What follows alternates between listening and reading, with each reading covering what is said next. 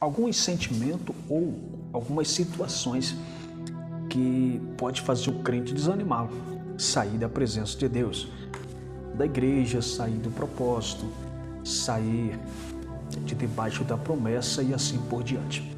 Vamos analisar alguns pontos que pode fazer alguém sair da presença de Deus, baseado em Lucas capítulo 24, do versículo 13 até o 35. Observa que o contexto ali, Jesus havia morrido, havia sido sepultado e os discípulos estavam trancados em uma casa triste, chorando, triste pela morte do Senhor Jesus. Terceiro dia de manhã bem cedo, as mulheres vão ao sepulcro para ungir o corpo do Senhor e é surpreendida com a ressurreição do Senhor. O anjo do Senhor anunciava que Jesus havia ressuscitado. Essas mulheres voltam com essa boa nova. Alguns dos discípulos vão correndo também ao sepulcro e testifica que realmente Cristo não estava mais deitado naquela sepultura.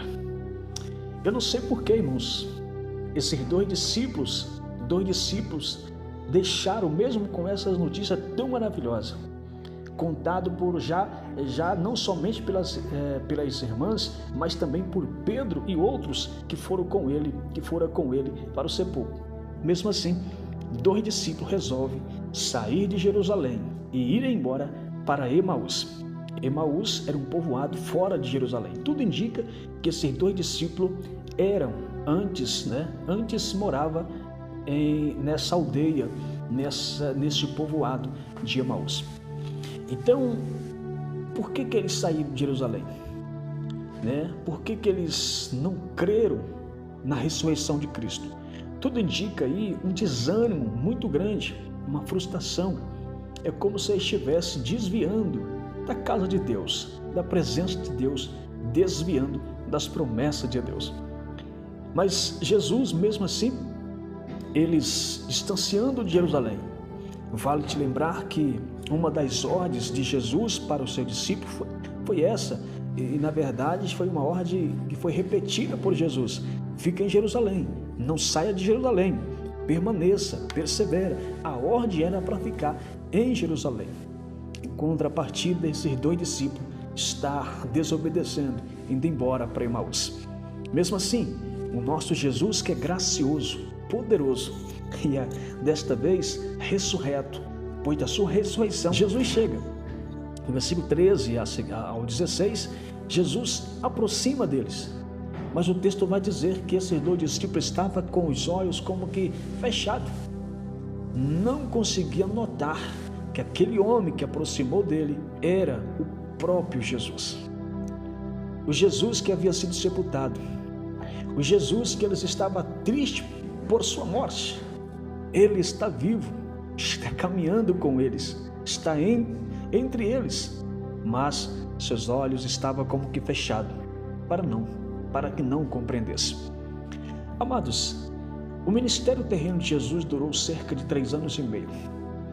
Não se sabe por certo quando esses dois discípulos começaram a caminhar com Jesus, mas há razões de sobra para nós imaginar que esses dois discípulos conheciam Jesus. Por que então esses discípulos agora não conseguiram reconhecer que aquele era Jesus? A explicação para isso é a cegueira espiritual. A primeira razão, então, foi a cegueira espiritual. Em segundo lugar, versículo 17 ao 18, observa, no versículo 17, Jesus aproxima e diz: que palavras são estas que caminhando trocai entre vós? Por que estáis triste? Por que estáis triste? A morte de Jesus era um assunto mais comentado naqueles dias ali em Jerusalém. Não sabe o que aconteceu? Então a Bíblia diz aqui que os discípulos estavam tristes. Uma tristeza não vencida pode levar alguém a um desânimo total. A tristeza tem o poder de cegar a nossa visão espiritual. A tristeza mostraram para aquele discípulo somente a morte de Jesus, somente a ausência de Jesus, a falta de Jesus, cegou a sua visão. Jesus estava ali, eles não conseguiam contemplar ou reconhecer que era Jesus. Em terceiro lugar, meus irmãos, versículos 19 ao 22, nós temos aqui em terceiro lugar a decepção. É isso mesmo, a decepção.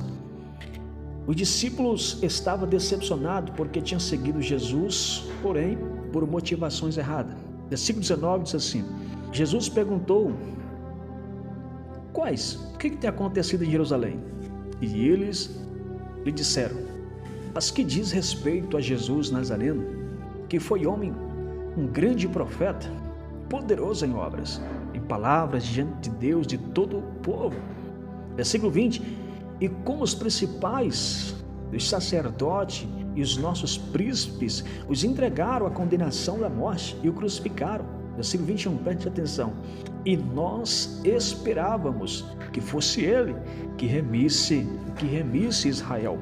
Mas agora, sobre tudo isso, e já é hoje o terceiro dia desde que estas coisas aconteceram. Então, esta palavra aqui, nós esperávamos que fosse ele que remisse Israel. Certamente, esse discípulo esperava que Jesus fosse libertar Israel do poder, das garras do imperador romano. Se sabe, meus irmãos, que o povo, os imperadores romanos, foi um povo muito cruel para o povo de Israel. Então, esse discípulo, como tantos outros também, acharam que Jesus acreditou que Jesus era o Messias, era o enviado de Deus, que, portanto, tomaria Israel do domínio dos romanos.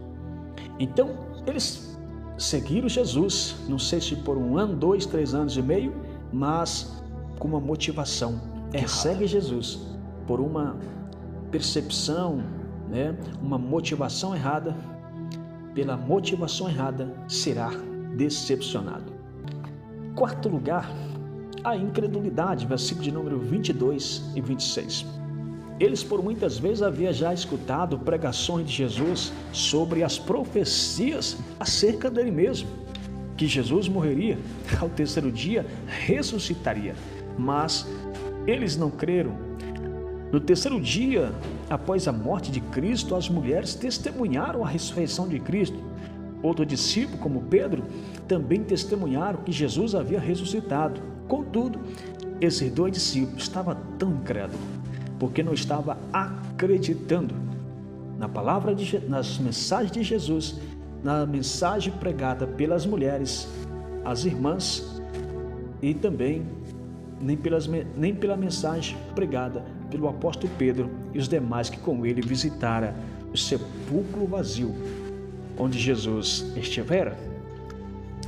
Esse Jesus que havia ressuscitado, no versículo 25, olha o que Jesus diz: ó nércios e tardos de coração, para crer tudo o que os profetas disseram. Porventura não convinha que o Cristo padecesse estas coisas e entrasse na sua glória? Então observa, cegueira espiritual, a tristeza, a decepção e a incredulidade são sentimentos ou situações terríveis, meus irmãos, para fazer alguém sair da presença de Deus. Quem sabe eu falo com alguém que esteja distanciado da presença de Deus. Quantas pessoas que já está tão desanimada, está decepcionada, você que está longe da presença de Deus, ou você que está na igreja, mas pensando, calculando, projetando em virar as costas, desanimar. Quem sabe você tem pedido tantos sinais para Deus, uma palavra de Deus, e Jesus tem se manifestado a você de formas tão claras, tão tocável. Contudo, você não percebe que mesmo você fugindo dos propósitos de Deus, Jesus está aí, insistindo com você. Quem sabe alguém foi tomado e vencido por uma certa tristeza, o coração está tão fechado devido à cegueira espiritual, à tristeza, às decepções, não consegue mais crer nas mensagens de Deus, que Deus usa alguém para falar com você, os sinais que Deus mostra a você. Mas eu quero dizer para você duas coisas. A primeira, nenhuma dessas razões é motivo para você sair da presença de Deus. Calma o teu coração.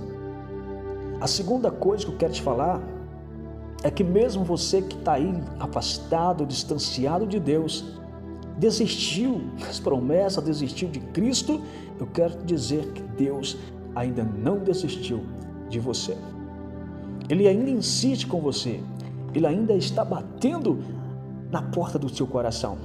Ele ainda está mandando esta palavra como uma mensagem, como um aviso, como uma declaração que Ele ainda não te abandonou. E quem dera, se você pudesse sentir neste momento a presença dele tão real aí do seu lado, assim como Ele aproximou desse discípulo, Ele está indo também ao seu encontro para te levantar, para te restaurar, você continuar onde Ele te chamou. 3 passos para a restauração desse discípulo. Jesus, em primeiro lugar, aproxima dele. Em segundo lugar, Jesus abre as Escrituras, começa a falar das Escrituras para ele. Jesus, em terceiro lugar, vai partir o pão. Quando chegaram na aldeia, em Emaús, Jesus fez como que ia passar para mais longe, mas eles insistiram: fica conosco, entra para casa. Olha que maravilha. Já vejo aí o sinal da restauração. A princípio eles não haviam reconhecido que era Cristo, mas agora está insistindo para o viajante: fica conosco. Jesus agora vai assentar com eles à mesa, partiu o pão. E partiu o pão. Hora que Jesus parte o pão, levanta aos céus para dar graças, para orar, neste momento, os olhos, a visão espiritual desses discípulos desgarrados se abriram. E quando a visão abriu, a primeira coisa que aconteceu foi: eles reconheceram que aquele viajante era Jesus, era o Cristo ressurreto, era o Cristo cuja Escritura falava. Que maravilha! É Cristo. Quando a sua visão se abriu, a Bíblia Sagrada diz que de uma forma misteriosa Jesus desapareceu. Aí eles viram para o outro e falam: peraí, porventura não ardia em nosso coração quando ele falava conosco pelo caminho? Eles levantaram.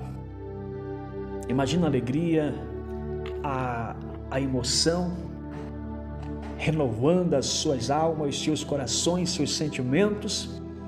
Eu fico imaginando um olhando para o outro e falando: era Jesus.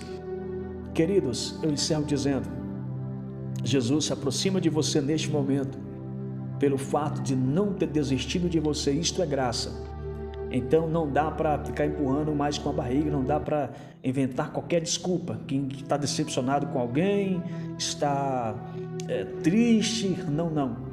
O que importa para você voltar, para você permanecer na presença de Deus, é essa graça, que mesmo você fraco, desistindo, Jesus estará aí, insistindo com você. E se você quer realmente levantar ou ajudar alguém, a palavra de Deus é insubstituível. Queridos irmãos, a palavra é a ferramenta preciosa que nos alimenta, nos fortalece, abre a nossa visão, nos mostra Cristo. Ele mesmo diz: examina as minhas Escrituras, cuidaste nela a vida eterna, e são elas que de mim testificam. Se você quer enxergar Jesus, estuda a palavra, olha para a palavra. Se você quer mostrar Cristo para alguém, abra as Escrituras. As Escrituras revelam Cristo Jesus. Eu termino dizendo para você que assim que eles tiveram as suas visões abertas, a Bíblia diz que eles se levantaram e voltaram para Jerusalém. Isso mesmo, eles haviam saído de Jerusalém, mas agora, com as suas visões abertas, força, fé restaurada, eles voltaram para Jerusalém.